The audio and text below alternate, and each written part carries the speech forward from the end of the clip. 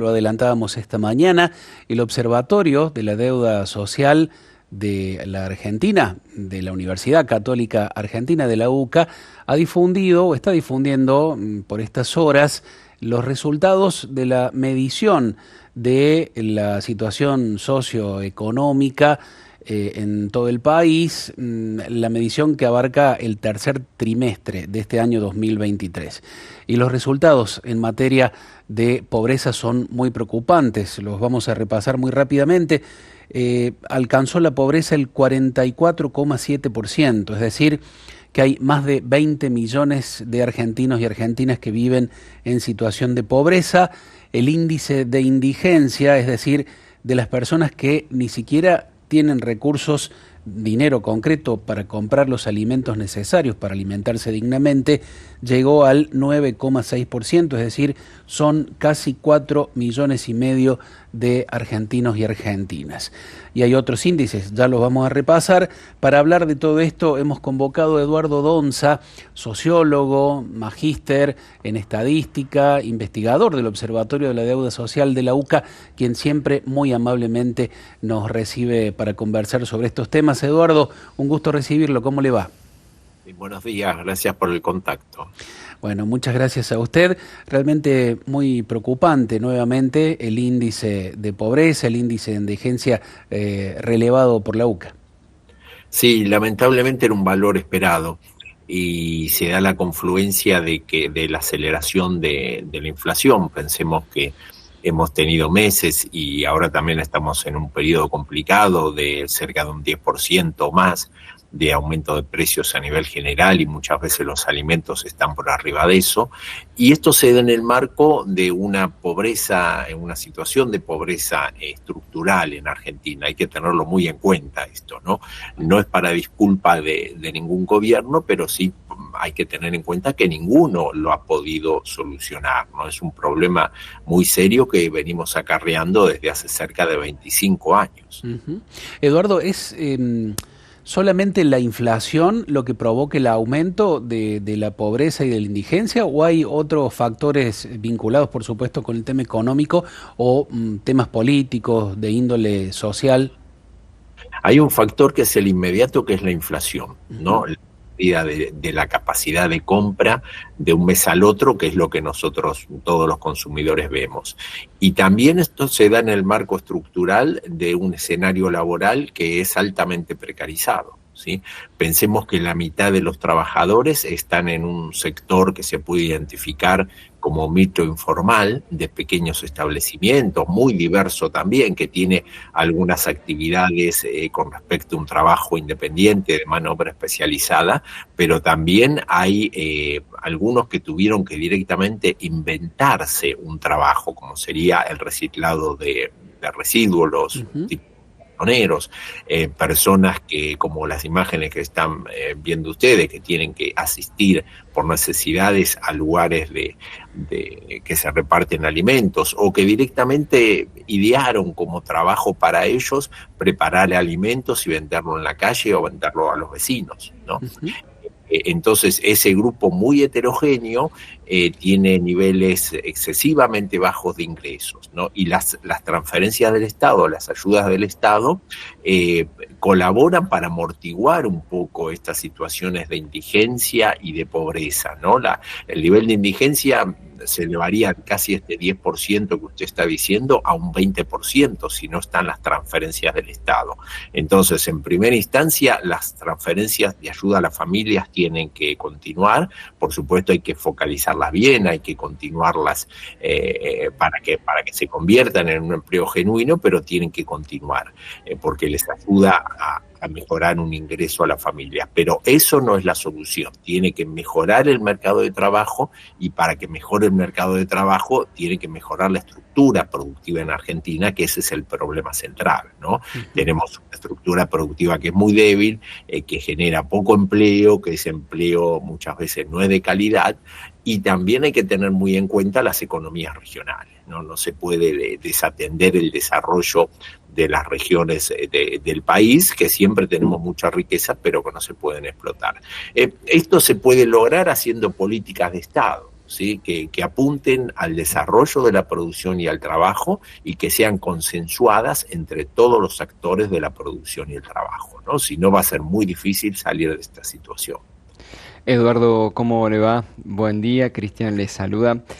Buen día. Mucha gente al ver informes como estos ve números, ¿sí? Y por ahí uno también se busca descubrir o poder medir qué implica, qué significa que Argentina viva en esta situación de pobreza e indigencia. ¿Qué consecuencias uno podría esperar si no se toman los recaudos, no se toman medidas, así como fue mencionando recién? Bueno, estamos ante una tercera generación, ¿no? Que está en este tipo de situaciones extremas. Entonces, bien, no es solamente una cuestión de ingresos, sino que es una cuestión que viene asociándose también con unas viviendas de muy baja calidad, la alimentación también que se ve muy afectada, los factores educativos, los niños y adolescentes que muchas veces no pueden terminar los niveles secundarios mínimamente o no con la calidad suficiente. El sistema de salud también se ve muy afectado con enfermedades, ¿no? que vuelven a ser un problema, ¿no? Como la tuberculosis, el mal de Chagas según la región. Es decir, hay afecciones que van mucho más allá del dinero y que también afectan a las que son las habilidades blandas, ¿no? De las capacidades en el futuro para insertarse en un trabajo en el caso de que ese trabajo pueda generarse.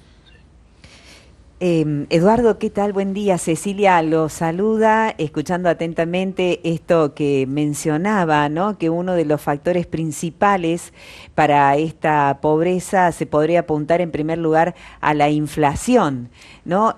También esto de las políticas de Estado y que ningún gobierno ha podido implementar todavía políticas que puedan hacer salir a la mayoría de la población en esta situación, ¿no?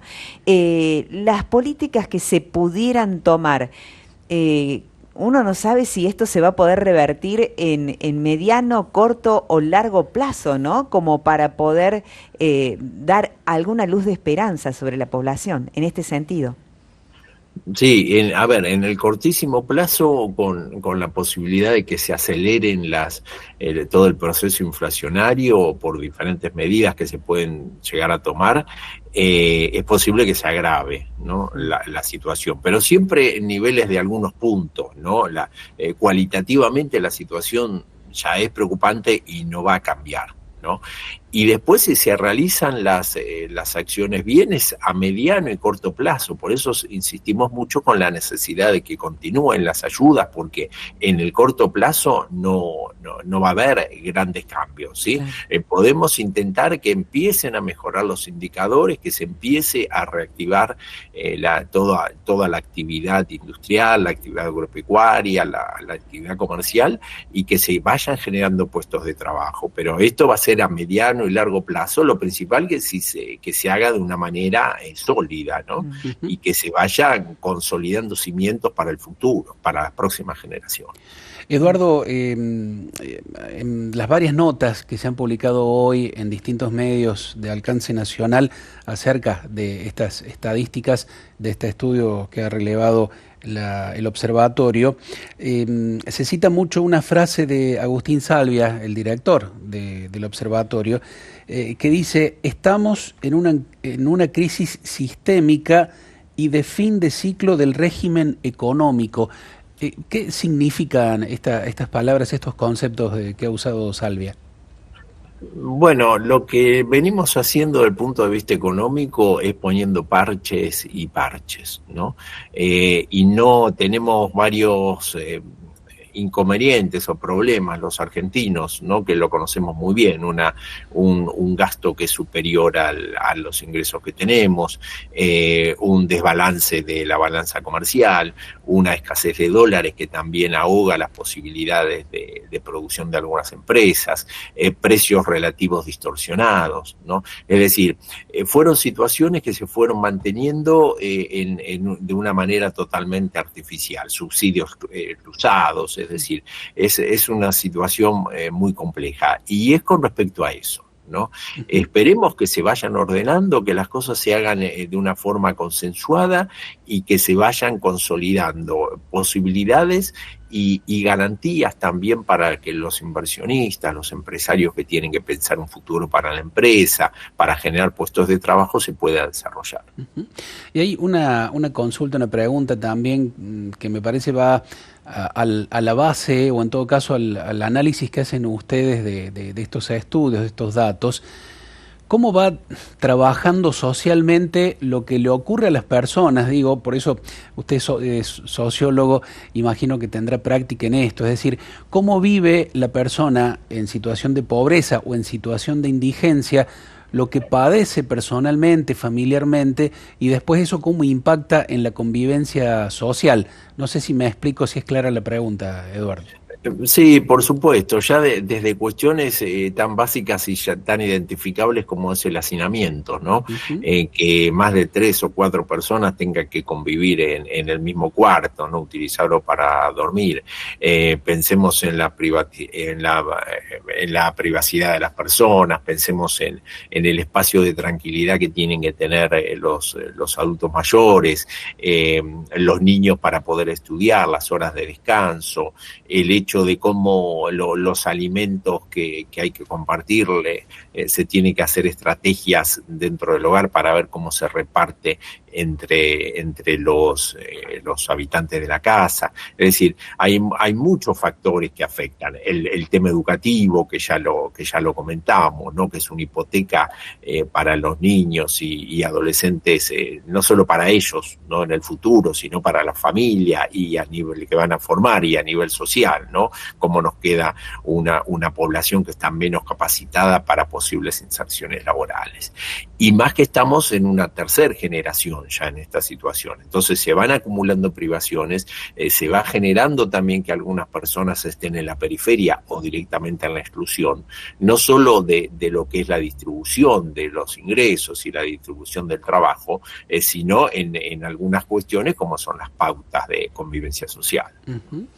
Eduardo, la situación de la inflación, ¿no? Uno piensa que si no hay tanta emisión monetaria, por allí se puede reducir la inflación de alguna manera, pero al no haber emisión monetaria, ¿con qué se suple todo esto de los planes sociales? ¿De dónde sale la plata? Uno dice, ¿no? Y uno se pregunta como si fuera la economía de uno, ¿no? En una casa.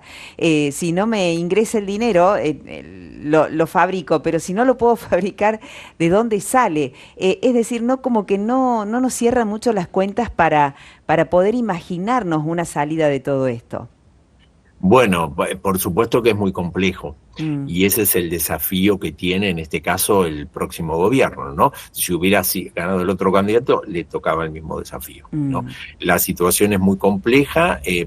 Por supuesto que es compleja si no lo hubieran solucionado antes. Estamos diciendo que hace más de 25 años que tenemos estos problemas los argentinos.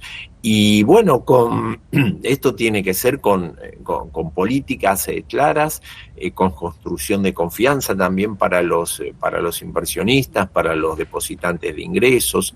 Es decir, a esta situación no llegamos por una sola causa o de casualidad, ¿no? Sino que es muy difícil salir, y también los que ganan las elecciones conocen o tendrían que conocer las situaciones, ¿no? Y es un gran desafío que tienen los gobiernos, sea quien sea, y también la población. Eduardo, se ha conocido recientemente algunas declaraciones del actual presidente Alberto Fernández. ¿Por qué dice que la pobreza está mal medida? ¿En qué se podrá basar un poquito su expresión? Bueno, tal vez se base en algunas cuestiones técnicas muy puntillosas de especialistas, o que alguien le comentó eso, ¿no? Pero lo que tiene que quedar bien claro que la estadística oficial del Instituto Nacional de Estadísticas y Censos, el INDEC, es totalmente confiable. ¿no? Ujú. Que lamentablemente en Argentina, y es una de las cosas muy serias que nos han pasado, entre el 2007 y el 2015 se malversaron los datos, ¿no? Entonces le hace mucho mal, ¿no? El hecho de comentar las sospechas, ¿no? Y que tienen que hacerse cargo, ¿no? De las políticas que se desarrollaron y de esos impactos, ¿no? Pero no poner sombras de dudas sobre los valores de la estadística oficial, que es totalmente confiable. Coincide con la nuestra. Siempre hemos dicho que en tiempos normales, sacando el 2007 y el 2015, el dato oficial es el del INDEC, y el nuestro tiene la misma, ¿no? El mismo comportamiento que el del INDEC. Sí. Bien. No, a propósito de esto, me venía a la cabeza el Juan Grabois, dirigente del peronismo. Bueno, fue precandidato a presidente también por el oficialismo que está en retirada actualmente. Le salió el cruce a lo que dijo el actual presidente, diciéndole esto que está diciendo, ¿no? Hay que hacerse cargo de esta situación. En los últimos 4 años, digo, en la gestión de este gobierno, si mal no entiendo, corríjame Eduardo, por favor, creo que aumentó en cerca de 2 millones de personas la cantidad de pobres, de la pobreza en la Argentina. Sí, es un valor aproximado, ¿no? Claro. Pensemos también que en el último año, según los datos nuestros, disminuyeron un 5,8% el poder de compra de los ingresos salariales, ¿no? Si lo tomamos de los ingresos laborales, tanto asalariados como por cuenta propia. Si lo tomamos los 2 últimos años, disminuyó un 16,4%, ¿no? Hay muchos factores que explican eso, y bueno, lo que menos hay que hacer es estar de vuelta, ¿no? Nombrando la falta de credibilidad de la estadística, cosa que no ocurre, y sobre todo teniendo en cuenta las cuestiones ridículas que hemos vivido, ¿no? De decirse que teníamos menos pobres que Alemania, que había que dejar de medir la pobreza porque estigmatizaba, ¿no? Diferentes personas y personajes que circularon por la política argentina. Eduardo, ¿hace cuánto tiempo que el Observatorio de la Deuda Social releva este tipo de datos y da a conocer un índice de pobreza e indigencia?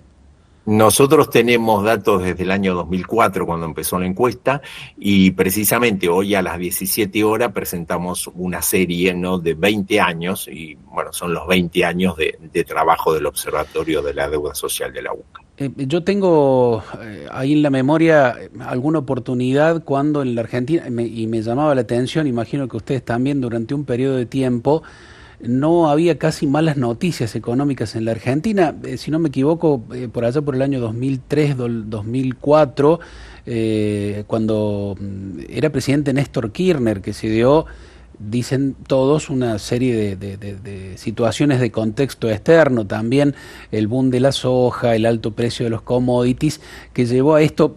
¿Hubo alguna otra oportunidad que recuerde, Eduardo, en su trabajo, en su experiencia, incluso más allá del Observatorio de la Deuda Social, donde hayamos tenido un tiempo de más o menos orden, no sé si orden o bienestar económico, o no, fuera de algo que sea que no se puede identificar como una crisis como la que vivimos?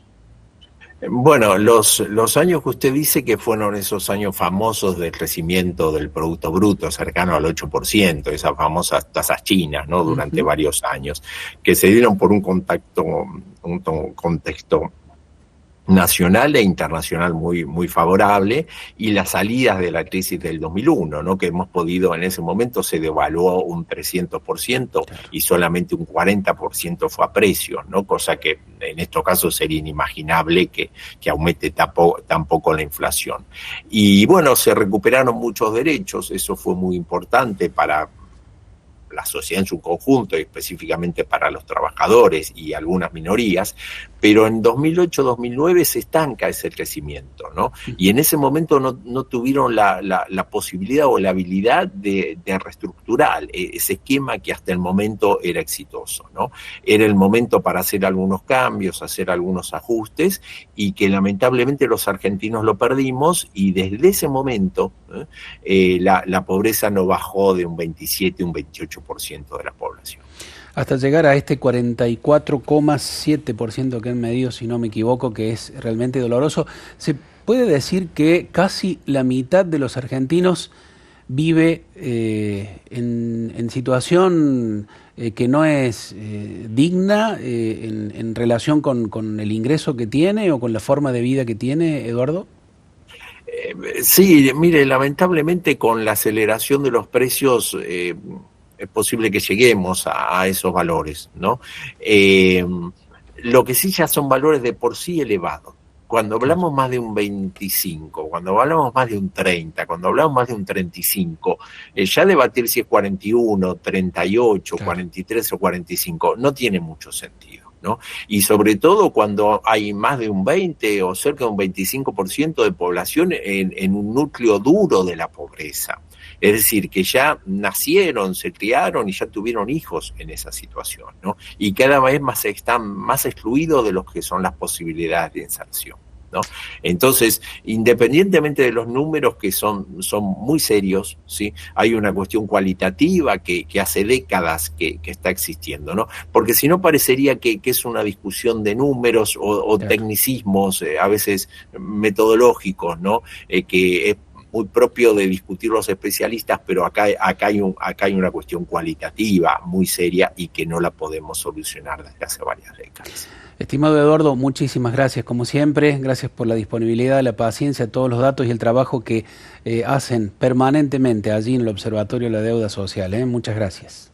Gracias por el contacto, que tengan muy buen día. Gracias. Hasta luego. Bueno.